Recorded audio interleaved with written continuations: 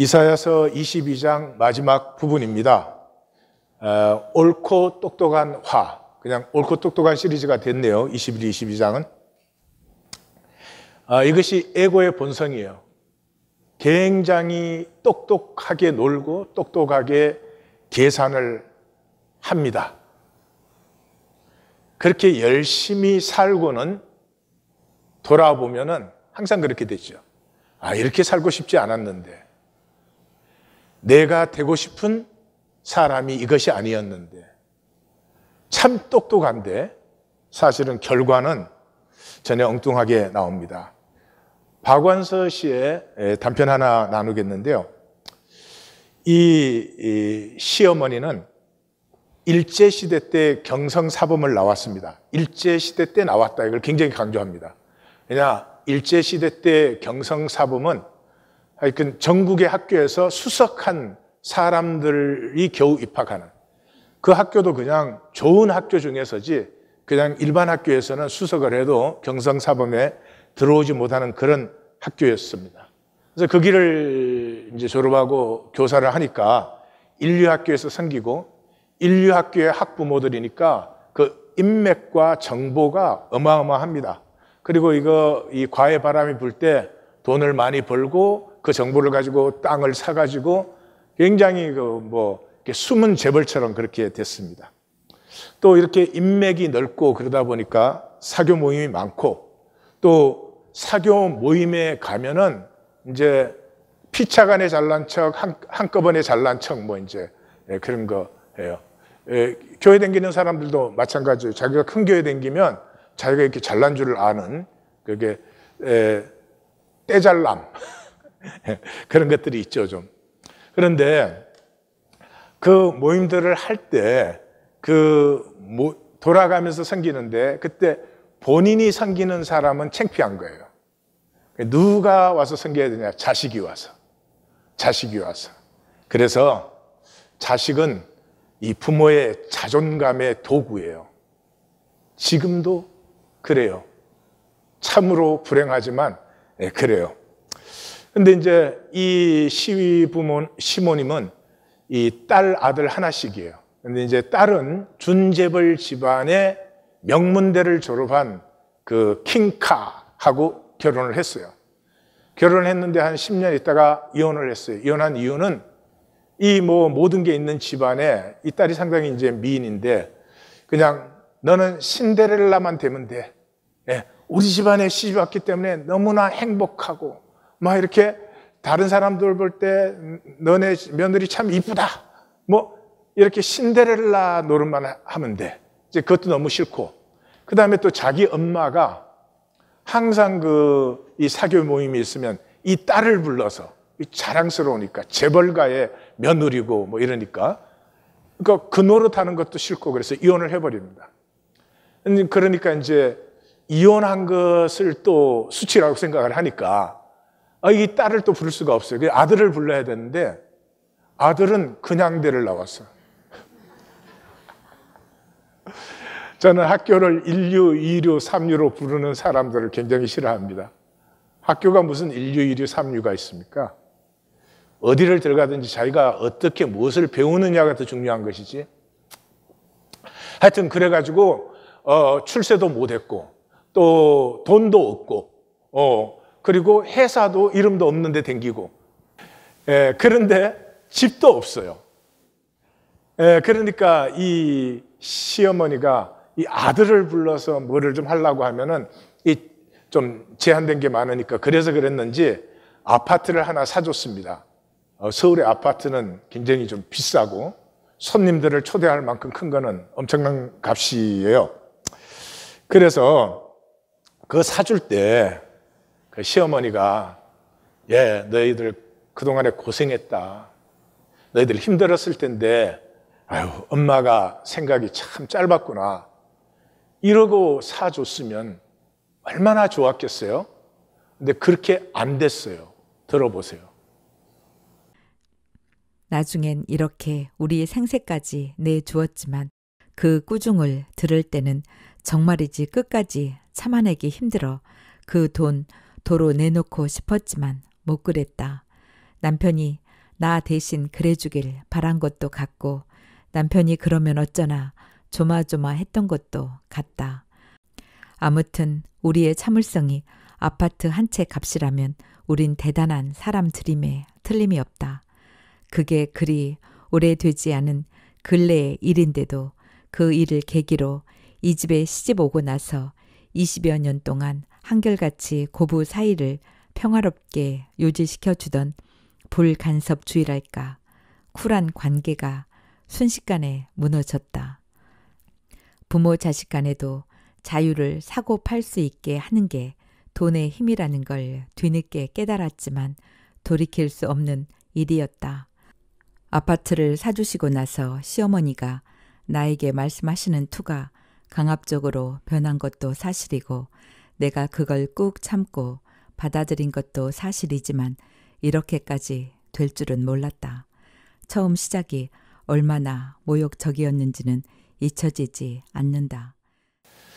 이 첫 번째 사건은 이 시모님의 이게 그 동창들 사사회라고 불러요. 1944년 경성사범대 졸업생들이어서 그 사사회를 대접하는 과정에서 일어난 일입니다. 또 들어보십시오. 문제는 그 다음이었다. 꼭 대접해야 할 친구분들이 몇 분 기다리고 있다고 했다. 집에서 차려드려야 하나 했더니 그게 아니라 먹긴 밖에서 먹지만 딸이나 며느리가 참석해서 살갑게 대접도 하고 나중에 음식값도 내는 게 당신네들 생신 모임의 관례라고 했다. 자식 신세 안 지고 산다는 걸 코에 걸고 사는 잘난 노인네 들인 줄만 알았더니 자식 효도 받는다는 걸 자랑하고 싶어하는 귀여운 대도 있구나 싶어 기분이 좋았다. 그럼 지금까지 그 역할은 누가 했을까? 보나마나 시누이였겠지. 시누이 이혼 후에도 남들이 행여 수근거릴까봐 신경 쓰면서도 맡길 데가 거기밖에 없었을 시어머니를 생각하니 불쌍한 마음까지 들었다. 그 잘난 시어머니를 불쌍해 할 수 있는 행복을 누릴 수 있는 건 거기까지였다. 그날 시어머니한테 당한 모욕은 며느리로 하여금 다시는 그분과 화해할 수 없도록 만들었다. 사사회 멤버는 다행히 많지는 않았다. 연세들이 높으니까 돌아가신 분도 있고 그분들의 특별한 우월감에 동조할 만큼 현재의 삶도 유복한 분들만이 동참하는 모임 같았다.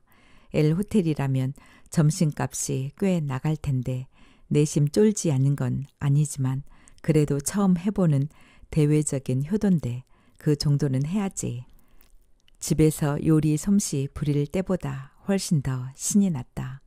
노인네들이 식탐도 많고 예상했던 것보다 양도 큰 것에 놀랐다. 헌 부대에 곡식이 더 많이 들어간다는 옛말을 실감케 했다. 눈치 봐서 잘 잡수는 것을 접시가 넘치게 덜어다 드려도 순식간에 없어졌다. 갈비는 물론 노인네들이 잡숫기 어려운 대게나 가재도 미처 채워드리기 전에 어찌나 잘 잡숫는지 아무리 부패라지만 너무 자주 드나들며 마시는 것만 담아오는 게 눈치가 보일 지경이었다. 당신들도 좀 움직였으면 좋으련만 처음 한 접시만 손수 더러우고 앉은 채 꼼짝 않고 마시는 걸 마음껏 즐기시는 걸 보니 아무리 비싸도 돈이 안 아까울 것 같았다. 나름대로 보람 있는 효도를 한 것 같아 꽤 나가는 음식값도 아까운 줄 몰랐다.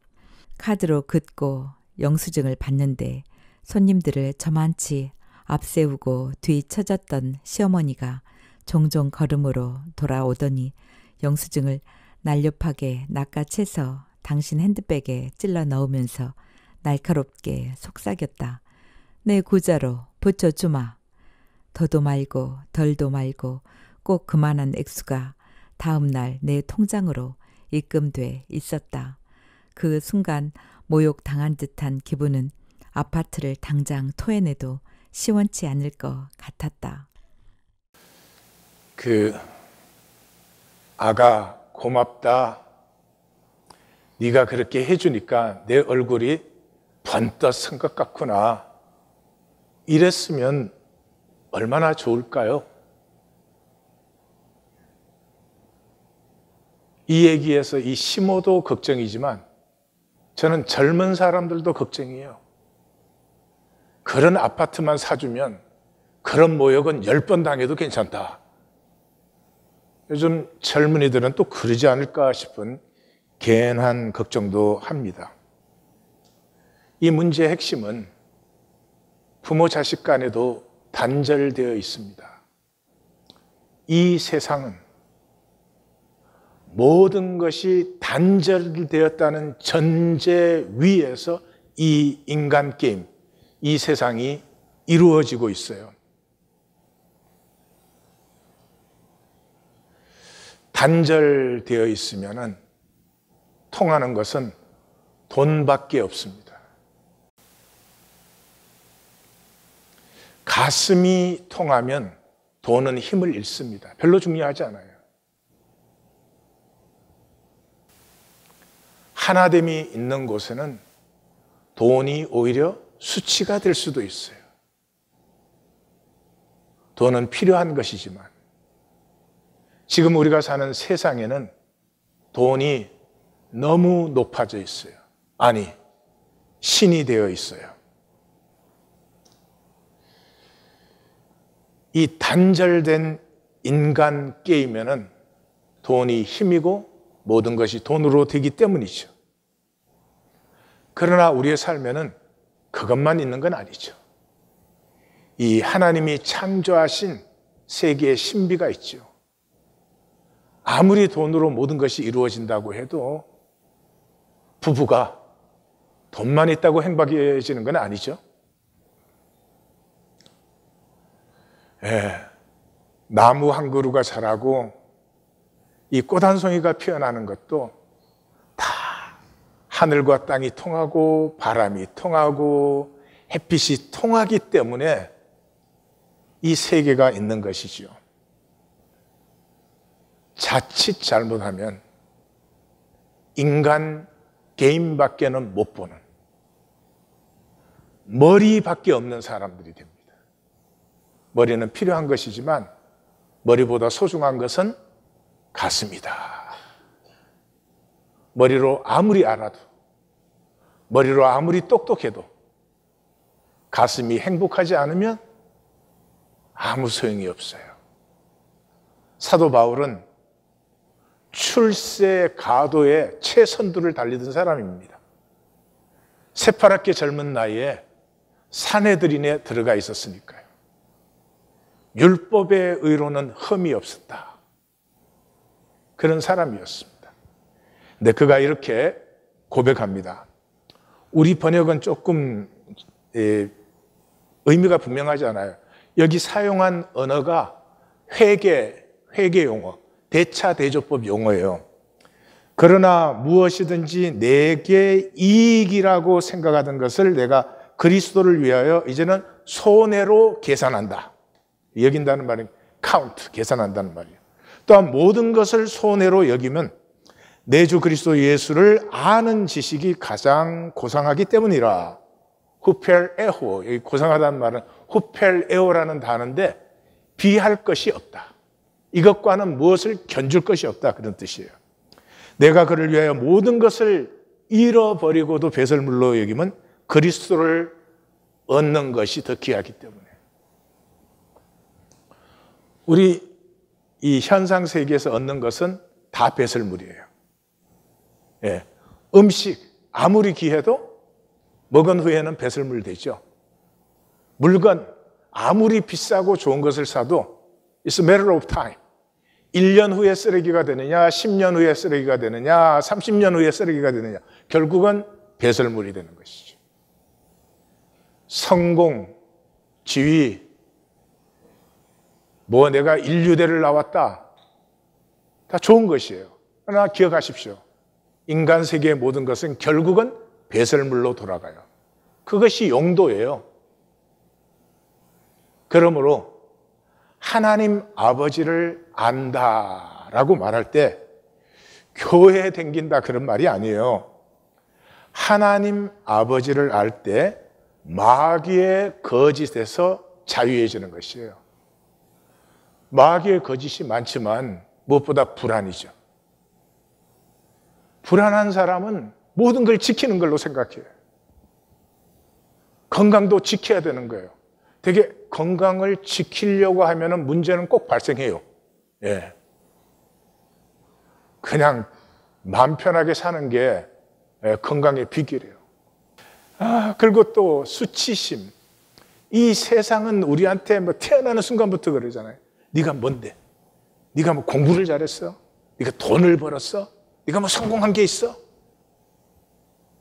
하나님이 창조한 하나님의 생명인데. 그냥 이 세상은 머리끝에서 발끝까지 이 수치를 주는 거 아니에요. 이 수치심의 사람은 항상 피하고 유리하고 현실 직면, 진실 직면을 못하죠. 결국은 삶은 열등감으로 살아요. 나를 좋아하지 못해요. 이 세상에서 가장 나를 싫어하는 것이 나예요. 숨기고 있지만 나예요. 이 세상에서 가장 나를 정죄하는 것이 나예요. 항상 이렇게 생각해요. 언젠가 내가 돈 벌면, 언젠가 내가 성공하면. 아니. 지금 내가 사람인 것만으로 충분해요. 얼마든지 사랑할 수 있고요. 얼마든지 용서해 줄 수 있고, 얼마든지 기뻐할 수 있어요. 속으면 꼭 조건이 돼야 기뻐한다 이러거든. 예? 애가 성적을 잘 받아와야 기쁘다. 무엇보다도 이 거짓에서 자유하다는 것은 하나라는 거예요. 한 아버지가 다 창조하셨잖아요. 한 하나님에게서 다 나왔으니까 하나잖아요. 그러니까 이 하나임을 누릴 때가 행복한 거죠.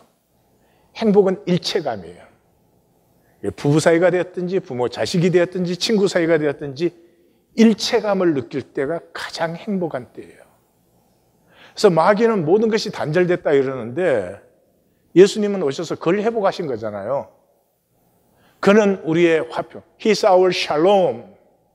둘을 하나로 만드셔서 원수된 것, 그 중간에 막힌 담을 자기 육체로 허시고 또 십자가로 이 둘을 한 몸으로 하나님과 화목하게 하려 하심이라 원수된 것을 십자가로 소멸하시고. 단절 그럴 때 어떤 상태를 그냥 얘기하는 게 아니에요. 단절은 아픔이에요. 부부 사이에 아픔이 있다면 그것은 단절된 부분이에요. 부모 자식 사이에 아픔이 있다면 그건 단절의 부분이에요.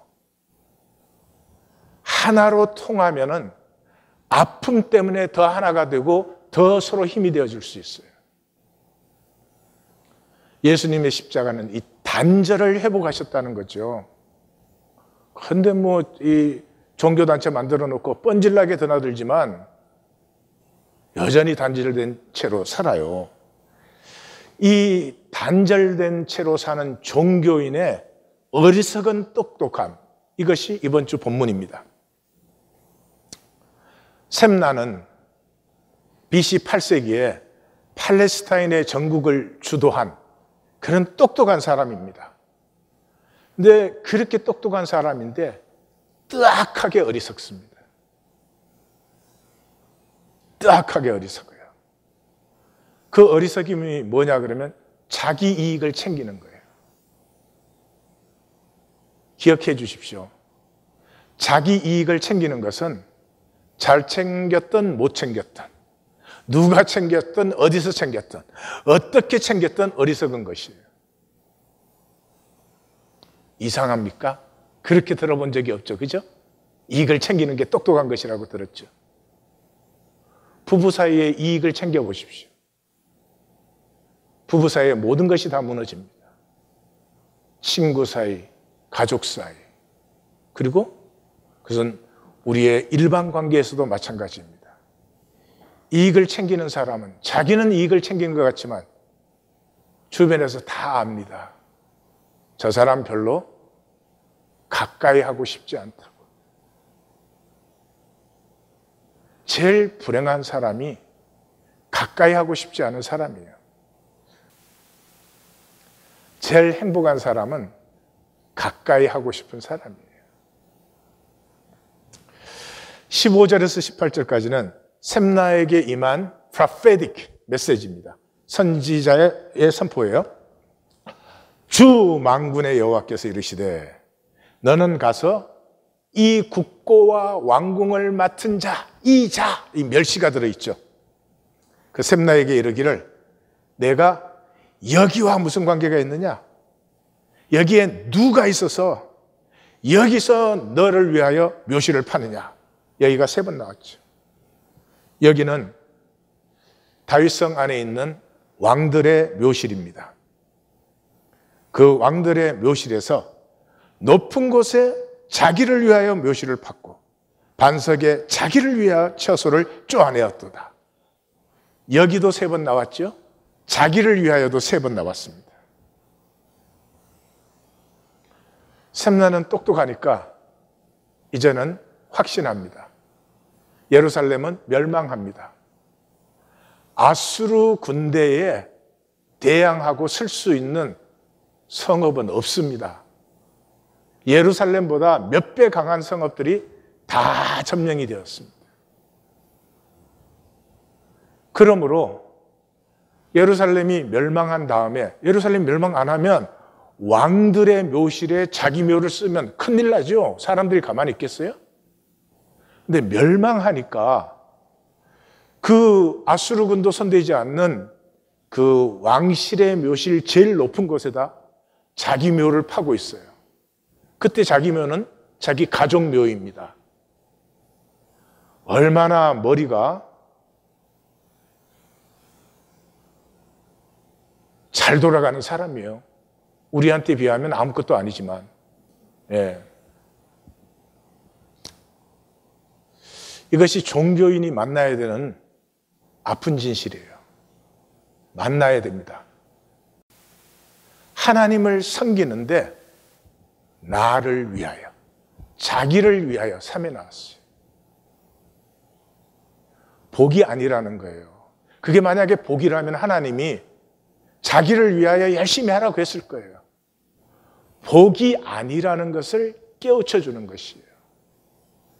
우리가 셈나를 보면 얼마나 떡스러워요. 온 세상에 어떻게 저럴 수 있을까 싶지 않아요? 이 셈나에게 딱한 것은 여러 가지가 있지만 저에게는 이 멸망의 순간에, 사람이 그래도 멸망의 순간에는 하나님을 찾아야 되는 것 아니에요? 우리 그렇게 만들어지지 않았나? 그런데 그때 하나님을 찾지 못하고 현실적 이익을 챙깁니다. 왜요? 종교인에게는 하나님은 실제가 아닙니다. 왜요? 영원과 무한이 개념일 뿐이에요. 생각일 뿐이에요. 실제가 아니에요. 그러니까 죽은 다음에도 현상이 계속되는 줄 알아요. 그거밖에 생각할 수가 없잖아요. 그런데 죽음이 딱 오면은 그때부터 전혀 새로운 세계입니다. 이 전혀 새로운 세계는 시간과 공간이 없어요. 이 현상 세계가 끝나고 나면 시간과 공간이 없어요. 시간과 공간이 없다는 말은 거짓이 없어요. 현상 본질을 이원화가 끝나버리기 때문에. 그 다음에 단절이 없어요. 시간과 공간 안에 있으니까 단절이 있죠. 그 다음에 내 것이 없어요. 만유가 하나일 뿐이죠. 그런데 이 거짓과 단절과 내 것을 영원인 줄 알고 붙들어지는 이 셈나의 어리석음. 만유가 한 하나님에게서 나온 하나고 그 생명이 열려서 통하기 시작할 때 나는 이 우주 전부를, 이 우주는 나를 누리는 그 신비를 버리고 영원히 하나를 그대로 하나님의 말씀이 그런 셈나에게 임합니다. 나 여호와가 너를 단단히 결박하여 장사같이 세게 던져. 여러분, 이 표현이 하나님 표현인데 너무 재밌지 않으세요? 너를 저 바깥에 던져버린다 이러면 되는데 그 셈나에게 느끼게 해주시려고. 나 여호와가 너를 단단히 결박해 장사같이 세게 던져 반드시 너를 모질게 싸서 광막한 곳에 던져버린다. 왜? 부르심에 충성 안 한 너는 거기서 죽고 내 영광도 거기에서 끝이 나리라. 이 셈나의 영원한 처소는 시온성이 아닙니다. 바깥 어두운 데입니다.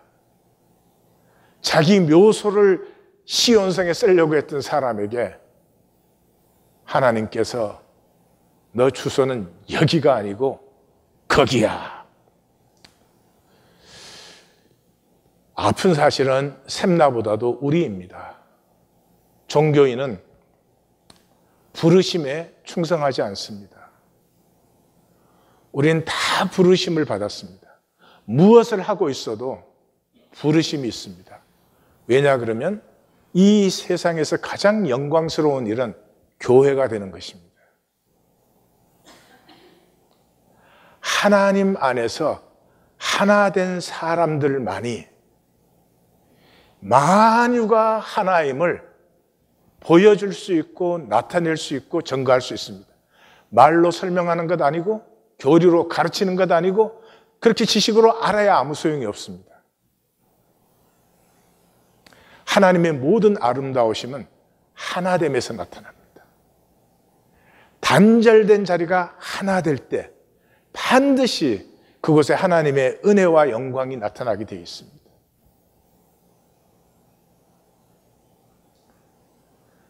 교회에서 뭐 직급이 뭐냐, 뭐를 섬기고 있는 이런 것이 아니고요. 교회에 나온다는 것 자체가 무언가 부르심이 있는 것입니다.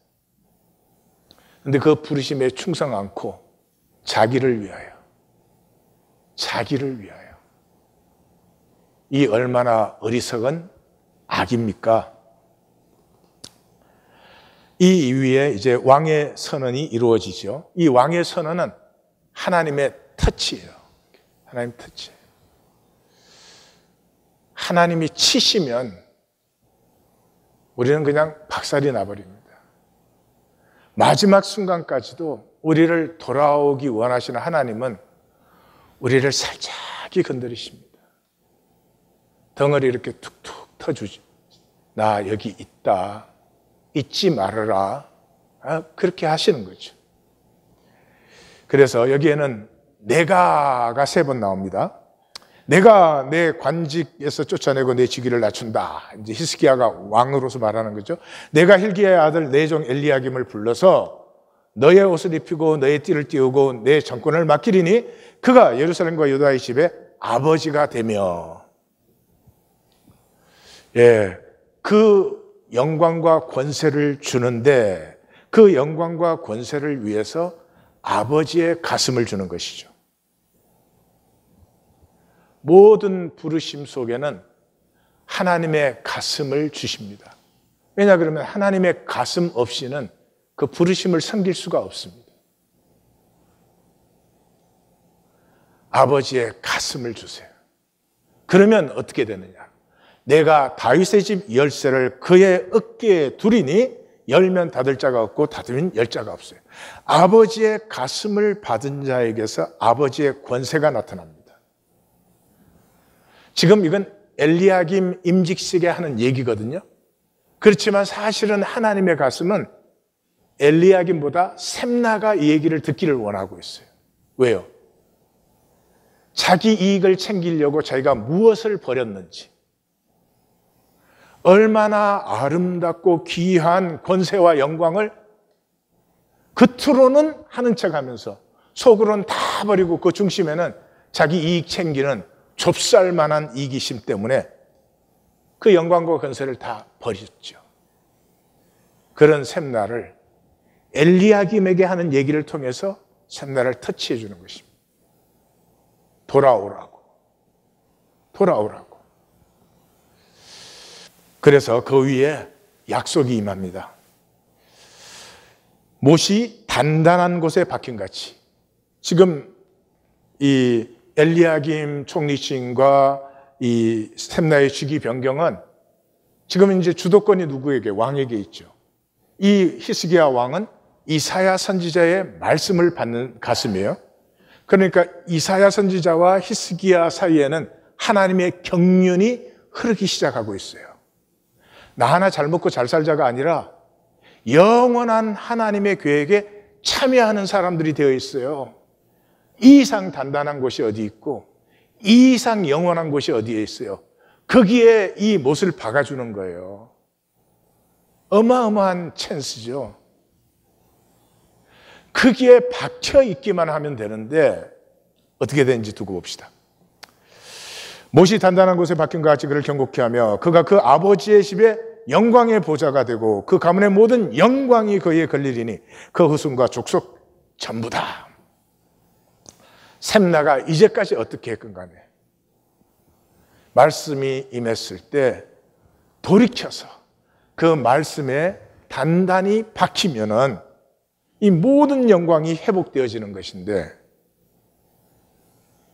과연 셈나와 엘리야김과 셈나의 이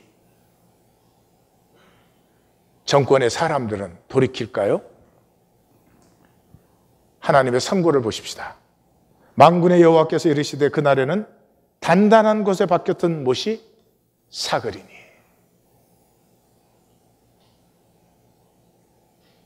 우리 하나님 교회는 이 말씀에 깨어 있어야 됩니다. 하나님 교회는 말씀이 선포되잖아요. 우리는 단단한 곳에 하나님 박아주셨어요. 근데 제가 그 사진 보여드린 적 있죠? 바람이 불었을 때 쓰러진 나무들. 쓰러진 나무는 하나같이 속이 썩어 있어요. 종교인의 특징. 속이 거짓이에요. 바깥으로 보면은 훌륭해요. 나무랄 점이 없는 것 같아. 그러나 그 못이 사그리니. 그 못이 부러져 떨어져 걸린 물건이 모두 부서지리라. 나 여호와의 말이니라. 우리 자신을 점검해야 됩니다. 하나님께서 말씀으로 불러주시고 말씀에 부딪히게 하시는데도 나는 여전히 자기를 위하여 하나님에게 불순종하려는 것도 아니고 하나님을 반대하는 것도 아니죠. 그냥 하나님이 실제가 아니에요. 느끼지 못하니까. 그러니 세상 것으로 계속 욕심을 냅니다. 여전히 애고, 여전히 거짓, 여전히 척하고, 여전히 보이기 뿐입니다. 끝까지 참나, 하나님이 창조한 나는 억누르고 죽이고 거짓 애고로 사람들에게 내가 뭐인 척하고 사람들에게 보이는 것이 전부인 것처럼. 왜요? 현상은 비슷해 보이니까요. 뭐 셈나와 엘리야김의 위치가 바뀌었지만 셈나 세력이 정권을 잡은 건 지금 똑같아요.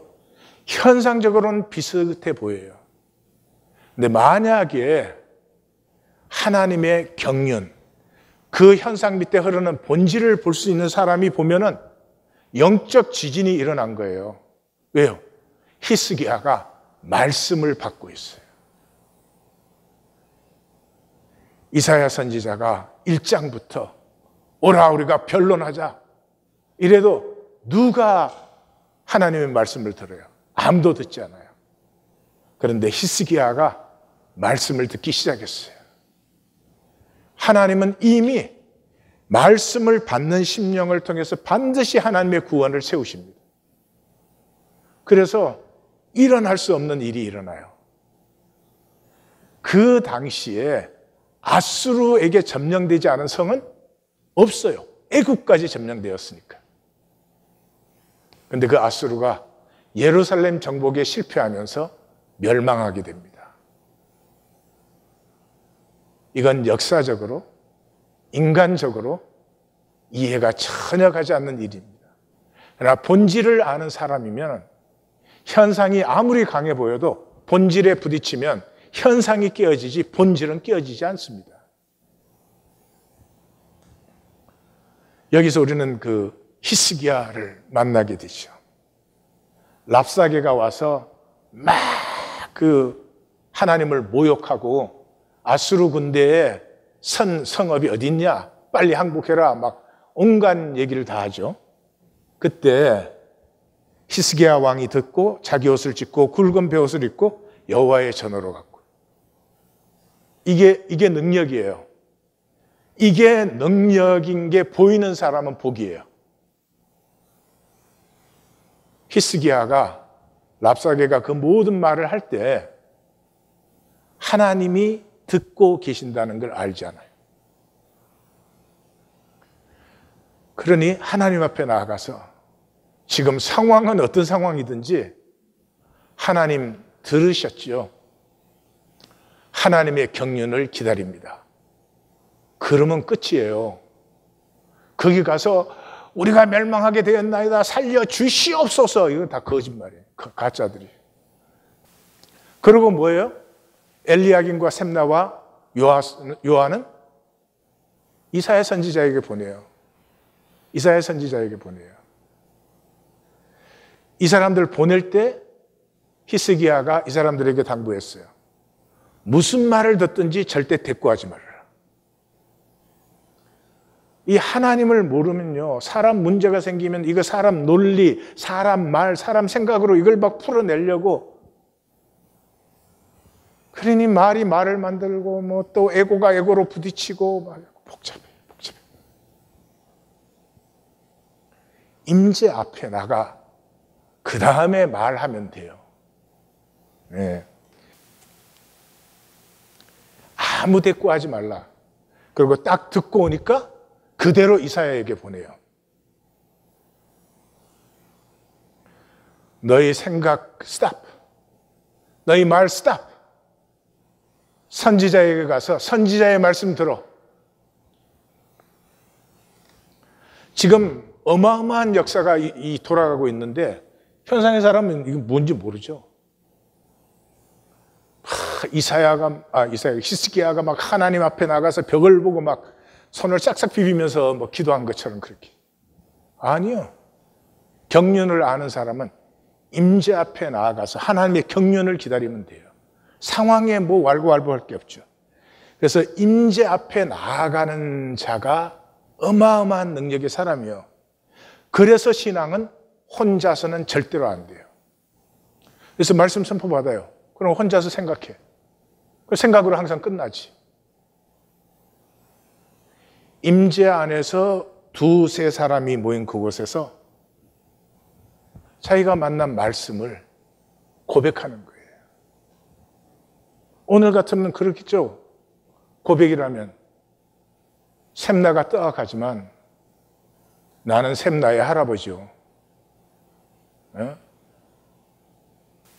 내가 얼마나 이기적이고 그러면서 이기적이 아닌 척 했는지를 생각해 보면은 참 내가 너무 나에게 따악합니다. 뭐 이런 고백과 나눔이 나누어지는 곳에서 말씀이 성립되는 거지, 이 종교는 저희가 듣고 혼자 생각해요. 나눔이라는 게 말씀 만난 걸 나누는 게 아니고 그게 자기 의견이나 생각을 나누어요. 종교인의 똑똑함은 그래서 헛된 현상을 위한 것이죠. 오늘 본문에 자기를 위하여가 3번 나오는 거지. 자기를 위하여 그럴 때 보통 자기 이익을 위해서, 또 자기 입장을 위해서, 자기 오름을 위해서. 우리는 이게 얼마나 지독하냐 그러면 부부 사이에도 자기가 옳아야 돼요. 깨어짐이 복 중의 복이에요. 똑똑하게 살아온 우리들, 똑똑하려고 애쓴 우리들, 똑똑함은 필요해요. 그러나 깨어지지 않은 똑똑함은 복이 되지 못해요. 똑똑해야 되는데 똑똑함으로 안 된다고 하는 깨어짐이 더 복이에요. 우리가 깨어지는 순간에 모든 저주가 소멸되고 복이 완전히 회복되잖아요. 샘나가 이제 보세요. 얼마나 이 참 딱한 이기심이죠. 그래도 지금 샘나가 딱 돌이키기만 하면 하나님이 그동안 한 것 갖고 시비를 거시겠어요? 하나님이 앞으로의 복을 해방을 하시겠어요? 깨어진 사람의 특징은 비로소 꿈이 피어나요. 나에게 사로잡혀 있는 사람은 꿈이 없어요. 제가 도표를 하나 보여드리겠어요. 저기 십자가가 이제 T예요, T. 탄젠 포인트. 저게 은혜의 비밀이에요.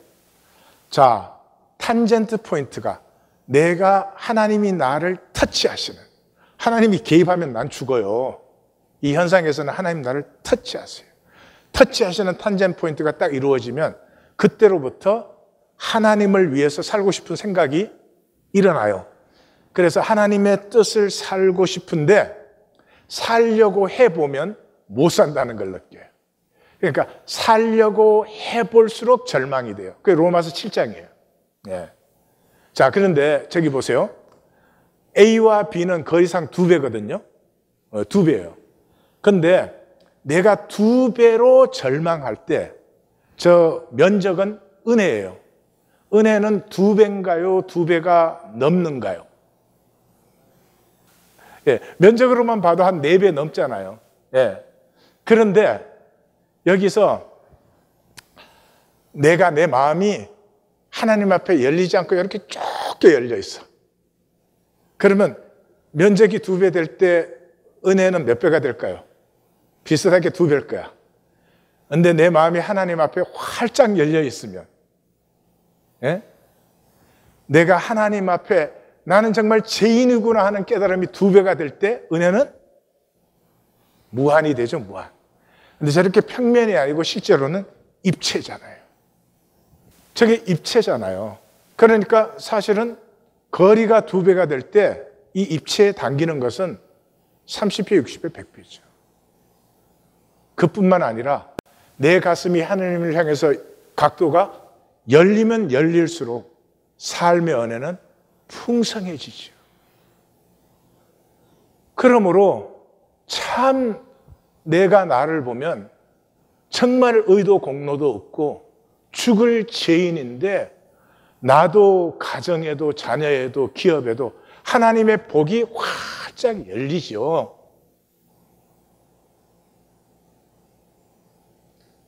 근데 그거를 내가 거부해요. 왜요? 탄젠트 포인트가 생기면 에고는 소멸되니까. 허벅지 관절이 어긋나 버려요.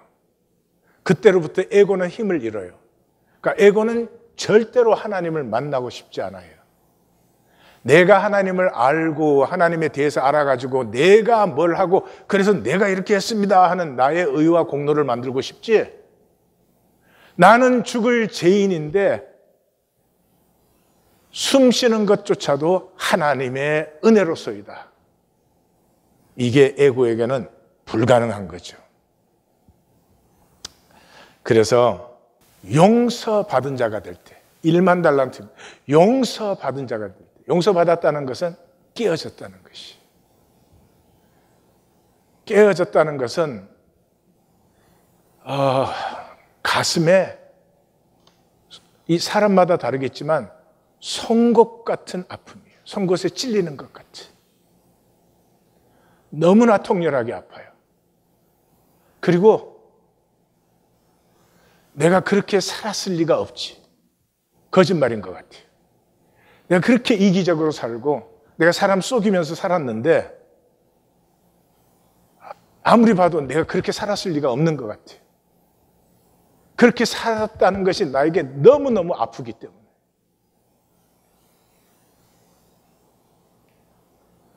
근데 그 아픔의 순간이, 이 아픔을 주님이 십자가의 아픔으로 품으신 것을 만나는 순간이에요. 그래서 내 안에 있던 하나님의 형상이 열리고, 하나님의 형상이 열리는 것이 꿈이 열리는 것이에요. 그래서 첫 번째 단계가 에고는 용서받음을 원하지 않아요. 용서받는다는 것 자체가 내가 뭐 잘못했다는 거 아니에요. 그걸 인정을 못해요. 에고는. 그것이 에고에게는 없어요. 그래서 자기 정당화, 자기 방어에 너무 급급하기 때문에 이게 열릴 생각은 할 수가 없어요. 그래서 하나님이 말씀하시는 거예요. 말씀이 심판이에요. 종교에는 말씀이 엔터테인먼트예요. 말씀이 심판이에요. 하나님의 말씀은 살아있고 활력이 있어 좌우의 날선 어떤 검보다도 예리하여 혼과 영과 및 관절과 골수를 찔러 쪼개기까지 하며 또 마음의 생각과 뜻을 판단하나니 지은 것이 하나도 그의 앞에 나타나지 않음이 없고 우리를 결산을 받으실 이의 눈앞에 벌거벗은 것 같이 내가 감추어 온 것이 그대로 드러나는 것이 심판이에요. 그래서 말씀은 항상 받으면 아파요. 엔터테인먼트는 세상에 가서 많이 받으세요. 하나님 앞에 왔을 때는 말씀을 받는 것이고 말씀을 받는 것은 심판을 받는 것이에요. 심판을 받으면 저주와 멸망과 심판에서 자유해져 버리죠. 근데 심판을 거부하면 죄와 악과 거짓을 내가 감당해야 되는 것이죠. 말씀이 선포되어도 말씀을 안 받는 사람 어때요? 자기 혼자서 이해하고 처리해버려요. 머릿속에서 쫙 돌려서 처리해버려요. 말씀을 받는 사람은 어떤 사람이에요? 받은 말씀에 대한 고백이 열리는 거죠.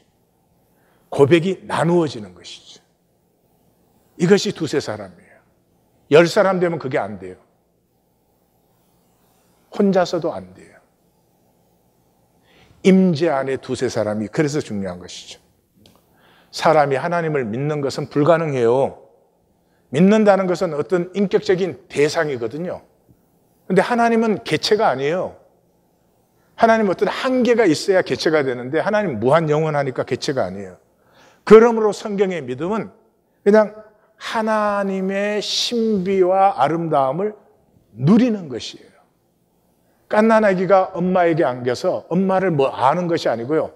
엄마를 누림으로 엄마를 알듯이 또 엄마 안에서 자기를 알듯이 누리는 것이에요. 근데 누림의 극치가 어디예요? 용서받은 자로 누리는 것이에요. 내가 하나님을 누릴 자격이 아무것도 없어요. 나에게는 의와 공로가 없어요. 10,000번 죽어도 마땅한 죄인이지. 그 나를 하나님께로 돌이켰다는 것 하나 때문에 그렇게 기뻐해 주시고, 돌이켰다고 내가 그러면 더 이상 죄를 안 지어요? 돌이켰다고 그때부터 의만 행해요? 아니에요. 여전히 부족하기 짝이 없음에도 불구하고 하나님께로 돌이켰다는 그것 하나 때문에 나를 기뻐하시고 나를 을사안으시고 품으시고 나를 좋아하시는 하나님을 만날 때까지 우리는 우리의 수치, 열등의식, 불안감에서 절대로 자유할 수 없습니다. 이 용서받은 죄인이라는 말, 이 마틴 루터에게는 이게 핵심 프레이즈예요. 종교개혁이 일어나요. 용서받은 죄인이. 에베소 2장은 이거를 이제 선포하는 부분인데요. 그때 너희는 그 가운데서 행하여 이 세상 풍조를 따르고 공중의 권세 잡은 자를 따랐으니 곧 지금 불순종의 아들들 가운데서 역사하는 영이라. 이게 하나님의 자녀의 실제예요. 그런데 종교인은 그때가 없어요. 그때가 없어요. 종교인에게는 이게 지금이에요. 지금. 지금은 그 가운데 행하여 이 세상 풍조를 따르고, 이 세상 거는 다 욕심내요. 그런데 영적 세계는 모르기 때문에 하나님의 것은 욕심을 내지 않아요. 구원조차도 사실은 종교인에게는 필요 없어요. 그냥 구원 받았다 뭐 그거 좋은 거지. 구원의 능력이 얼마나 큰 것인지, 구원의 그 광대함이 어떤 것인지 아무것도 몰라요. 구원받았다는 말이 교회 다닌다는 말이에요. 그 다음에 전에는 우리도 다 그 가운데 우리 욕심을 따라, 육체의 욕심을 따라 지나며 육체와 마음에 원하는 것을 하여 다른 이들과 같이 본질상 진노의 자녀였더니, 이게 하나님의 자녀예요. 하나님의 자녀의 정체성인데 이 종교인에게는 그때 전에는 없어요. 지금이에요, 지금. 우리는 샘날을 보면서 종교의 거짓을 만납니다. 종교는 하나님 하지만 자기를 위하여. 근데 지금 이 종교의 시대에는 샘나보다 훨씬 악해요. 왜냐 그러면 종교의 거짓을 알고 그 거짓을 또 이용해요. 이 말씀을 이상하게 이용해 먹어가지고 하나님 믿으면, 하나님 섬기면, 11조 하면, 뭐 기도하면 복을 받습니다. 막 부흥회 가서 그러거든요. 근데 그 본질은 하나도 안 가르쳐주고 인간 행위로 그걸 가르쳐줘요. 근데 그렇게 해봐도 복이 없거든. 그러니까 이 종교의 거짓을 이용해서 자기를 위해서 이용해요. 섬기지도 않아, 헌신도 하지 않아, 그거 해봐야 소용없어. 그러니까 종교의 거짓보다 더 악한 거짓의 시대가 지금 이 시대예요. 깨어 있으셔야 돼요. 점검을 한번 해보십시오. 나는 진정으로 구원을 원하는가? 내가 교회 나오고 하나님 섬기고 말씀을 받고 하는 이 모든 것이 이 죽을 수밖에 없는 죄인이 정말로 하나님과 하나가 되는, 원수된 것이 다 폐하여지는 이 구원을 위한 것인가? 그래서 수치와 불안과 이 열등의식이 소멸된, 현상적으로 어떻게 보여도 하나님이 창조하신 나로 살고 자라고 피어가는 기쁨을 누리는, 세상이 감당할 수 없는 절망을 만나야 됩니다. 에고로 사는 이 삶의 절망을 만나지 않으면 계속 에고 게임을 하는 거죠. 절망을 만나는 순간이 용서를 받는 순간인데 혼자서는 안 됩니다. 다 알고 생각으로 스쳐버려요. 이것이 실제로 열매가 되려면 임재 안에 두세 사람, 고백이 나누어지는, 가슴에 금이 가기 시작하는 이 임재 안에 두세 사람은 이런 사람들이에요. 누구든지 나를 믿는 이 작은 자 중 하나를 실족하게 하면 차라리 연자 맷돌이 그 목에 달려서 깊은 바다에 빠뜨려지는 것이 나으니라. 어떤 작은 자도 작은 자라는 이유 때문에 작은 자로 취급받지 않는, 아니 가족은 작은 자기 때문에 더 귀하게 여기잖아요. 갓난 아기가 태어나면 온 가정의 중심이 그 아이가 되는 것 아니에요. 우리 하나님 교회는 본질의 지진이 일어났습니다. 1820 데일리 브레드가 시작되었습니다. 편성되었으니까 모이는 순도 있고 생명이 고백되고 통하고 금이 가기 시작하는 순도 있습니다. 지진은 일어났습니다. 깨어서 모두가 함께 생명지경으로 들어가는 우리 하나님 교회 성도님들이 되시기를 우리 주님의 이름으로 축원합니다. 나눔 가이드. 우리 안에 두 개의 자, 참자신과 거짓자. 참자신은 가치를 추구하여 고난의 길로 갑니다. 자기 십자가. 아무도 정죄하지 않고 존재로 대접하여 생명관계를 싹 틔웁니다. 거짓자는 뜨악한 이기로 속이고 감추고 보이기 뿐입니다. 무엇과도 생명관계가 없습니다. 자신도 하나님도 다 거짓입니다. 돌이킴의 시간에 우리는 들어섰습니다. 혼자는 생각만으로 끝납니다. 같이 고백하고 나누고 점검하는 영적 지체가 절대 필요합니다. 1820 데일리 브레드는 영적 가족입니다. 십자가의 산고로 낳은 영적 가족입니다. 사람 보지 마십시오. 현상 보지 마십시오. 조건 보지 마십시오. 중심의 통을 구하십시오. 그 거짓을 내려놓음이 우리의 출발입니다. 기도하십시다.